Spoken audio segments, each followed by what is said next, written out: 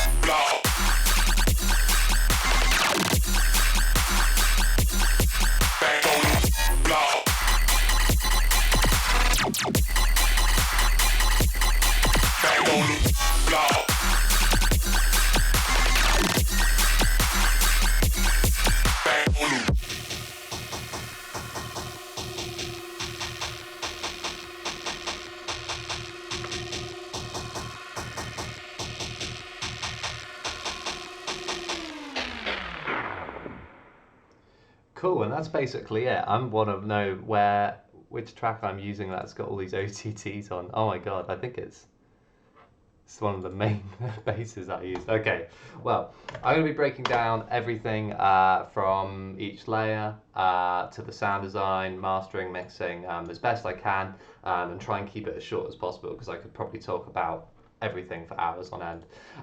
So the inspiration, this was the first track that I wrote for the EP. It was heavily inspired by artists like Space Laces. Who else? Generally Space Lasers, to be fair. That's mostly who I try and sound like. But I feel like the first thing that kind of brought this idea to life were the basses in the drop. The main one being, I think it's this one. That one. Because it changes every single time I play it. Ever so slightly, but that's like a Harmer thing. Oh my god, and you can actually see how many OTTs I've got on here. This is embarrassing now. Okay, cool. So let's start. We'll start with the intro. It's fairly simple. I kind of wrote the drop and the build up, and I was kind of stuck writing the intro, but I just wanted to create like a kind of textured, almost droney kind of thing that we're gonna like build up into the vocal, which is like the go back on the block or go back block or something like that. So I mean, we'll start with the vocal. So the vocal is sampling a hip hop a cappella, I think, like Young Bloods or somebody like that. It's a very small amount. So on the actual channel itself, I've got delay, which I believe gives it just a little, like kind of like a slapback, kind of metallic sort of sound.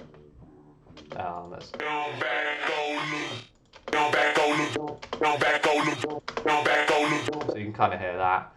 Bit of OTT. Think it's just doing the mids and highs. I didn't want the lows being crushed on this.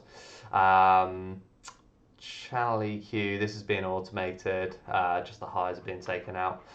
Then I'm using Soothe, which is my cheat code plugin. Basically, so if you don't know what Soothe is, it's a dynamic EQ, I think, or something like that. And it will essentially analyze the sounds that you're putting into it and take out any harsh frequencies that the human ear doesn't like. Generally, sort of around the 3 to 4K sort of area.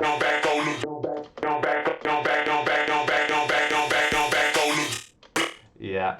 So then I've got my Baerli processing rack on this. All I've done is use the auto filter and a bit of pushing out the stereo field a touch.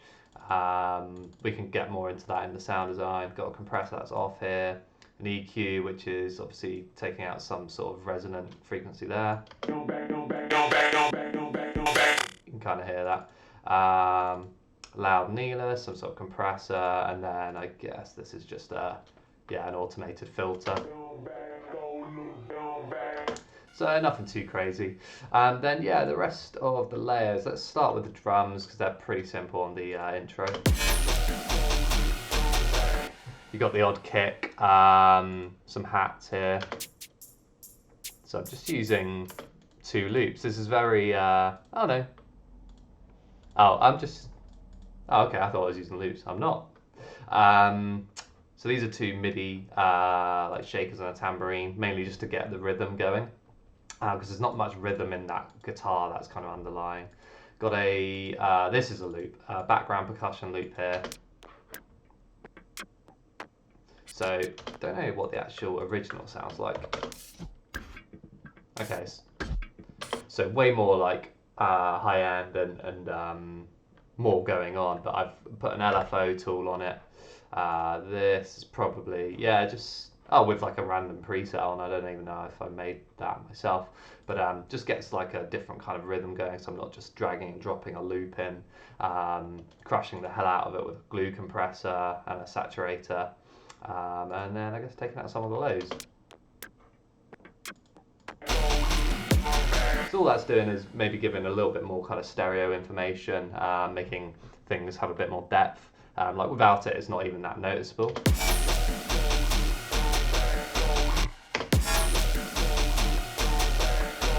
It's just like little things, you know. When you've been producing for a while, you just sort of throw things in the mix and it sticks. Then you've got the bass here that I was talking about earlier. I always like to try and take elements of the drop and put them in the intro or in the build-up, just because it kind of like hints at what's to come. And then once you know the song, like when people know the song better, like they can hear when the song is coming in, because they'll hear certain things. They'll be like, oh, this song's coming in, and that's like the best feeling when you're in at a show or something.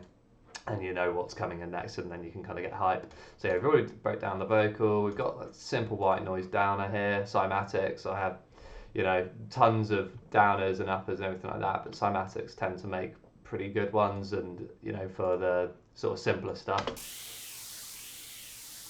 Just like that, and I've thrown a phaser on there as well, just to give it a little bit more kind of low washiness between the left and right.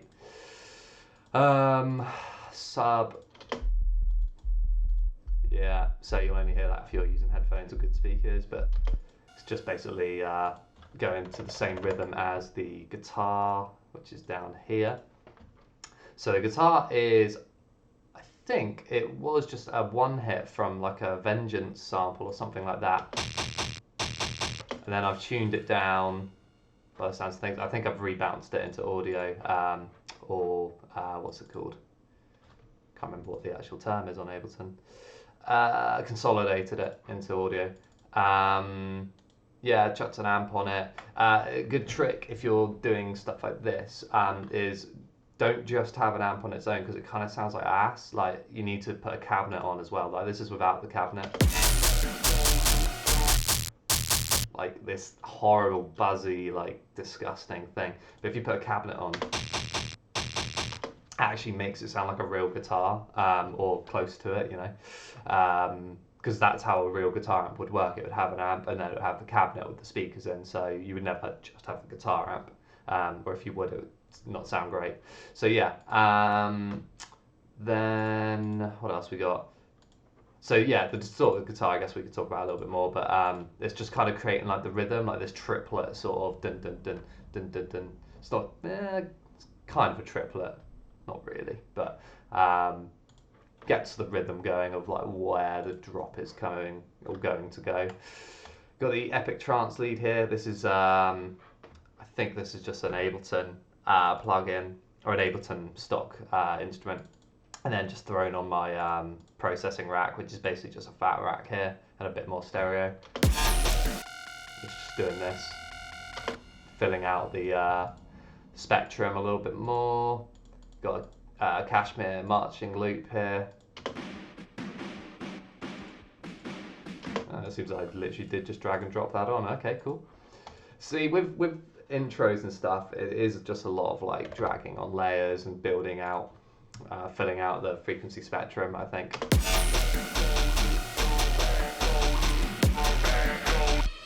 Got high strings here again, just drags and drops it. It's kind of background stuff, and some vinyl dirt.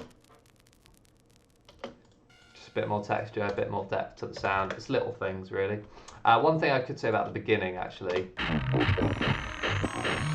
is I'm using a pretty cool plugin there called Halftime. Halftime is essentially the Cable Guys' version of, I think, Grossbeat for FL users. They'll know that. Halftime I find a little bit easier to use. I've actually got Grossbeat now because you can get it on Windows and put it into Ableton, but I find Halftime a bit easier to use because you've got like these different modes and everything's like a lot more like in your face, whereas Grossbeat I'm not too familiar with, but it's kind of a bit more popular with like the hip hop guys, I guess. But yeah, so that's what's giving this effect.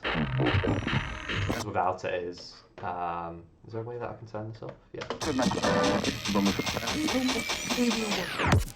And yeah, it's just fading in the guitars. And then I've taken like some sort of radio station search sample. I think it might even be an Ableton. Cool, and now I think I've broken Halftime. Whoops. Cool, now we're good. Okay, then yeah, the build up fairly sort of simple. I'm just not going to spend too much time on this. Just got a sub and a distorted version of the sub as well, rising up. So one's doing the lows and the other's filling out the highs. The vocal, very simple, just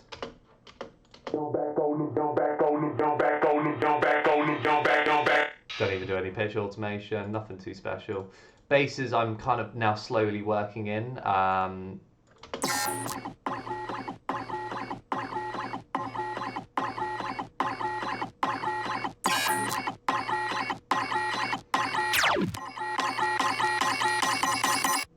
Yeah, so again, nothing too special, just kind of hitting it over and over again, teasing what's about to come in. The Cymatics drum build here, I think this is actually fairly redundant. Yeah, it's just a bit of rhythmic stuff. It's not kind of like the main build up. And then yeah, some effects, all sorts of things. You've got the company rumble here. I quite like this riser. Virtual Riot, company synth filler. You're going to see a lot of this. I love loop fillers so much. Like that stuff is just like gold. If you can get your hands on, make as many of those kind of build background fillers, it can help you just make a track sound so much more full and so much easier. You'll see it throughout this track. Cool, now onto the bit that people actually give a shit about is the drop and the sound design. So, this track is mainly, I think, all done with Harmor. So for those of you who don't know what Harmor is a FL plugin or VST synth. And I love it. Like I think I don't know if Space Laces uses it, but it sounds like he does. The more I've got to know Harmer, it sounds like something he does work with a lot. So Harmer's pretty simple. The main thing that really sells Harmer for me is the phaser section. The phaser I always use is called Condom. Not sure why. It is, maybe it's the shape of it, I guess. But yeah, so we've kind of talked about this bass already, but it's a very simple patch. It's literally just me automating the phaser width, which is this knob here, within Harmer. It kind of changes each time. I'm not really sure why. It might be the speed is slightly off. Then a little bit of prism over here, that gives the sound a bit more depth. If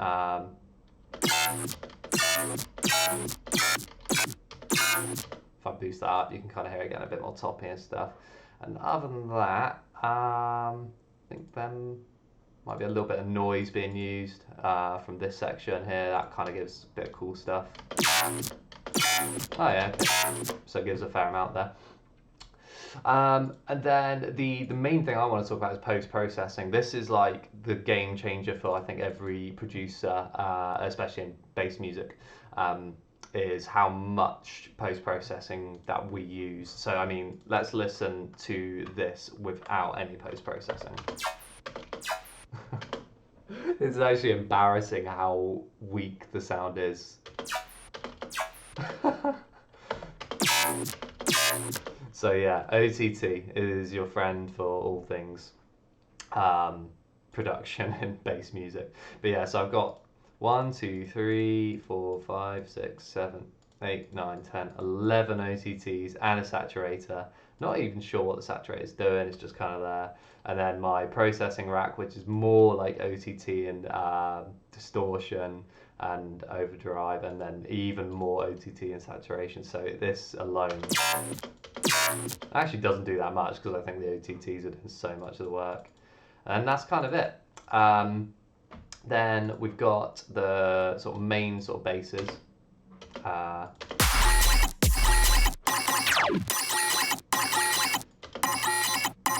So unfortunately I did bounce this to audio. I have got the original Harmer patch here. Let's see if it still works.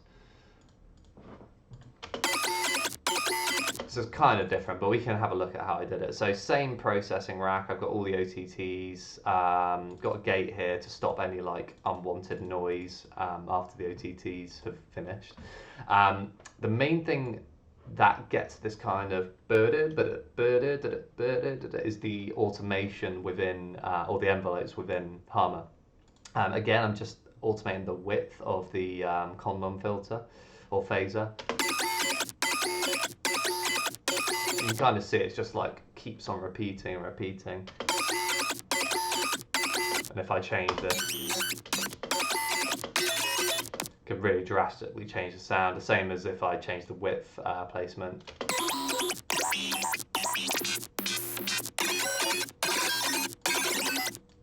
So I think I played around with that a lot before finally settling on that sound that's been used in the track. Because I think at some point you do just have to bounce to audio and then kind of cut your losses from there a little bit. Like otherwise you can just mess around with a synth patch forever and ever and ever. So then underneath it we got another Harmer, which is just like another layer. Like if you listen to the actual track without it, just sounds a bit more empty. Just fills things out a bit, you know, nothing too crazy. Then what else we got? The drums. So I guess we haven't really talked about drums properly. So on this is my favorite kick for just writing things quickly with. I tend to make my own kicks now with kick 2, but this one is great. It's a grind kick 2. Super simple. I think on the processing for the actual kicks and snares, I've got this EQ, a soothe, glue compressor, and then another glue compressor. So this glue compressor is doing parallel compression, and then this glue compressor is just giving a little boost and a little bit of compression as well. Then what else we got? This is just a reverse kick. Another grime kick too. This is a clap that I made myself. Can't remember how I made it, but yeah, that's mine. And then a kick snare, which I made myself as well. So kick snares are a huge foundation of my sound now. Basically, all you do to make them is you take like any snare that you want. You could even layer multiple snares and put a kick underneath it and saturate them together, and then it layers a lot better over a kick as a result. You can hear how that like really works. So you just cut out the low end of the kick snare, because if you listen to this without the low end cut out, it's kind of got its own kick there. But if you just take that out, it just layers with like any kick a lot easier. So yeah, big tip on my drum sound design there is kick snares for sure. Hats, fairly simple stuff, using those two shakers that were being used, or a shaker and a tambourine that was being used in the intro. I've got an operator here which is doing just white noise. That helps like fill out the overall sound of the drop. So there's that. Cool, back to the basses. So I think where I've bounced this, where I bounced that to audio, and then I've messed with it more with some just Ableton's like warp modes, like complex, transposing it downwards, and then kind of cut things up. Maybe like you get these little like bits of stuff, and that's just where I've cut it very small and then repeated it. Kind of gives you that like machine gun effect, and then you just got that layer again, which is filling it out more. We talked about the sub before, but again, I've just got a distorted sub, which is operator. So for the distorted sub, it's got a texture, which is a Devious Machines plugin. It's really cool. It like does the same thing as erosion, if people know what that is. So you, with it and without it, it's just putting layers of like noise over it, cutting out all the lows of this EQ, and then putting overdrive on too, because you don't want too much sub in this, otherwise it's going to cause phasing issues. And this is the actual sub. This is a very simple one. It's basically just a sine wave and whatever the hell that is. I think that's me trying to put more harmonics in so it translates to smaller speakers better, and then just giving a nice big EQ cut right down to like 120 to 200 hertz, I guess. Cool. Background noises on the drop. So like I've said, the filler thing, massive. So I think it's just got an LFO tool on it, but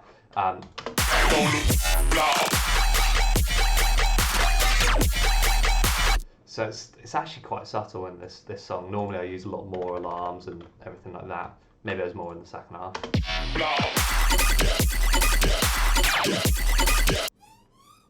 Yeah, I got this alarm going. And that hitting on every snare, I think that is. Just some like strings. Cool. And then yeah, this part of the drop I think is okay, so there's a serum in here as well. That's just like a layer of something. I guess it's something fairly simple. Yeah, it doesn't even sound that crazy. Yeah, it's just a FM from B with the B up 4 octaves. With a frequency shifter, this probably brings most of the sound. Yep, and then beef it up with some processing, and then an auto pan to give it more rhythm. Sweet, okay. This laser bass, that is just from the original again. I've stretched it with texture, probably pitched it, and then frozen it. And have I done anything crazy with the processing? No, this is a pretty simple processing. It's just OTTs and a bit of EQ. So it's all fairly, like, this song came together so quick. I think it was done in like probably a day or two. It was really quick, and I just found it flowed really nicely. Got some yeahs in here.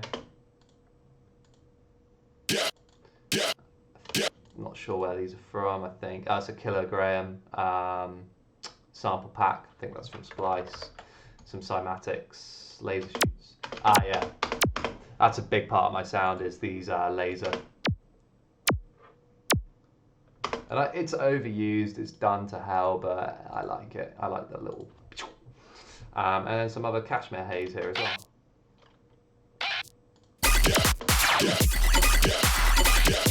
Yeah, cool. So you get the picture on that. Then we've got this another breakdown again.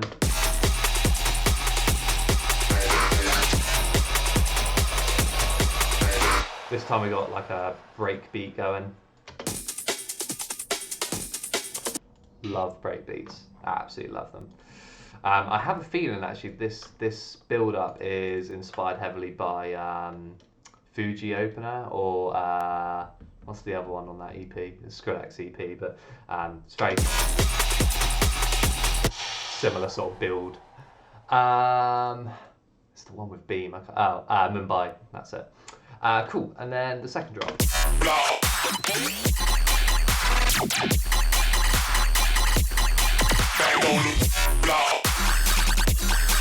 So again, it is literally me just taking that original this and taking parts of it and stretching it, shifting its transposition.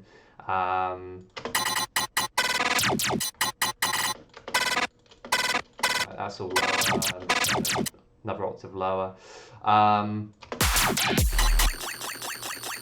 That's just going a little bit more than it was before. That's a pretty cool sound. Yeah, so that's just me stretching stuff, like taking it down in speed and so on. The big part of the second drop sound is the distorted sub, I think.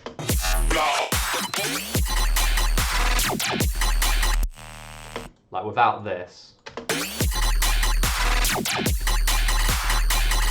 kind of a bit dull. Sounds like there is another texture in here somewhere, but I'm not sure where. But yeah.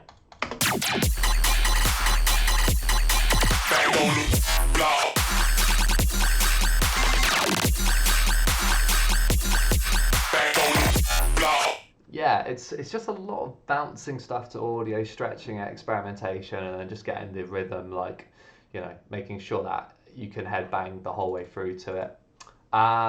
Cool. I'll touch a little bit on mixing, not huge amount to be said really. I've got this mid-side utility rack that helps things like balance out the stereo width. Like, you want your basses to be wide, but you also want them to sound good in mono as well.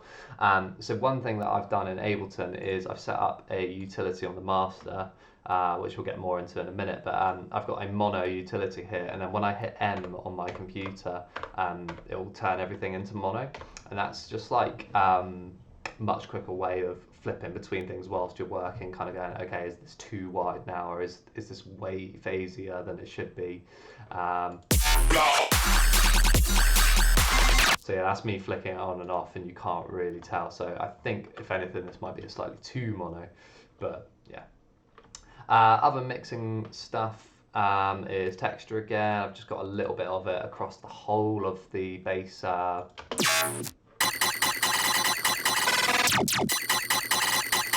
it's just filling it out a little bit. Bit of soothe again. Lazy mixing. Yeah, it's just slightly more painful with it off, so leave it on. Fab filter, cutting out some lows, a little bit of the painful stuff around 3K and 9K, I guess. Channel EQ, giving us a low cut and then taking out a little bit of the lows here as well, so we're not clashing with the sub. And then just this EQ, which I guess is not doing an awful lot, just taking out some of the super lows again. Yeah, so it's fairly simple in terms of mixing. I guess now the only thing to really talk about is the master. So mastering for me is a fairly simple process. I've tried doing lots of different ways, and over the years I found that just simpler and kind of with dubstep especially, just make it as loud as you can and then put it a little bit further than that. And then once it starts sounding bad, bring it back a little bit, and then you're basically there. So I've got a utility which is taking everything down -4 before you're going into the master, because you don't want to like really be crushing into the red before you're like doing anything on the master. Without it, it's like really painful. But I didn't want to go back into each individual track and bring it down by like 4 dB each. I'd rather just like keep the balance and then lower it all down by 4. So that's the way I do it with a utility. It's probably not the best way in the world, but it does it. I've got my kilohertz tape stop here. This is a huge part of my sound as well. Hopefully I can show you, like, I think everyone knows what a tape stop is, but just helps things flow like between sections. I find like if you have a tape stop, like it kind of like you know what's coming. Like if you're using a tape stop, it's like we're about to change into something different. A lot of the time it's like a good like kind of end of the section. Yeah, you can kind of hear that. Cool. And then I've got a bass clef easy washout. Anyone who produces in dubstep should know what this is, and if you don't, then get hold of it. It's free. Just Google bass clefs easy washout. It's basically just, as it says, it's a washout, loads of reverb.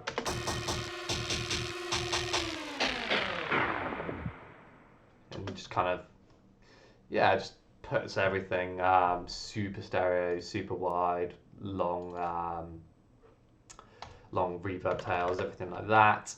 And then I've got a cabinet here. This is a cool trick that I learnt from Tracy. If you've not heard of Tracy, he's a Never Say Die artist. Really, really sick. So he showed me this a while back, but basically, like, you can put it on like the beginnings of drops and kind of, it's almost like a fake out, but not your normal like reverby fake out or just like a low cut. It's kind of like, just sounds a bit cooler. So yeah, just cabinet, it's pretty cool for that. An EQ8, I think this is mainly just being used to automate the high cut or the low pass.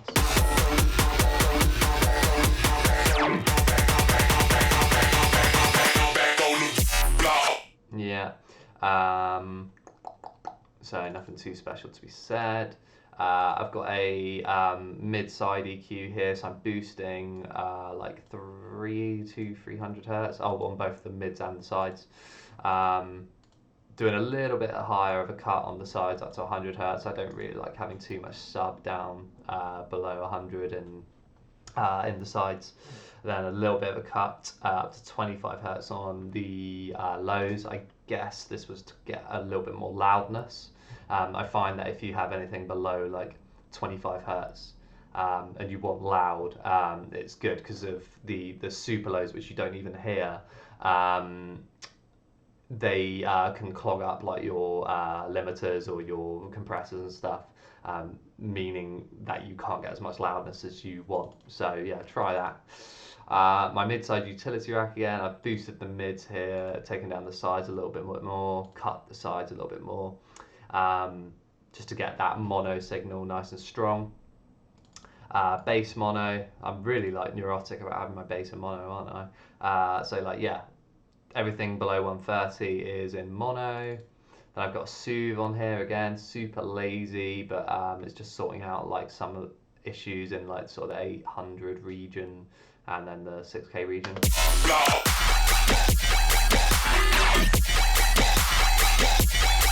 Yeah, it's very subtle, but you can kind of feel it be a little bit more painful like without Soothe on, and I think that's the point of Soothe. It's like, it's not doing the job for you, but it's taking out the painful stuff that you probably wouldn't know that you're hearing until it's gone. Cool. And then my trick to actually getting things loud is literally just the glue compressor, the what's it called? The preset's called Make It Loud. It's got a super quick attack on, an automatic release, and then a ratio of 10. It's actually not doing that much in terms of compressing. It's basically just being used to crank the loudness now, so that we can go into the red on the master. Now, a lot of people would probably freak out here and be like, oh, you shouldn't go into the red. But to get the loudness that you hear in a lot of dubstep these days, you need to go into the red, or push it as close as you can to it. The thing with Ableton is it's got like another limiter on the export, so when you finally do export to MP3 or WAV, it will limit things, so it's not properly clipping anyway.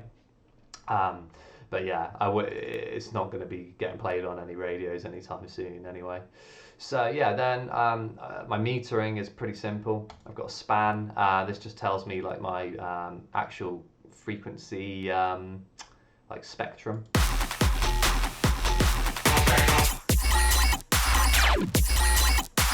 So yeah, nothing too fancy. It's a free plugin. I think Span is.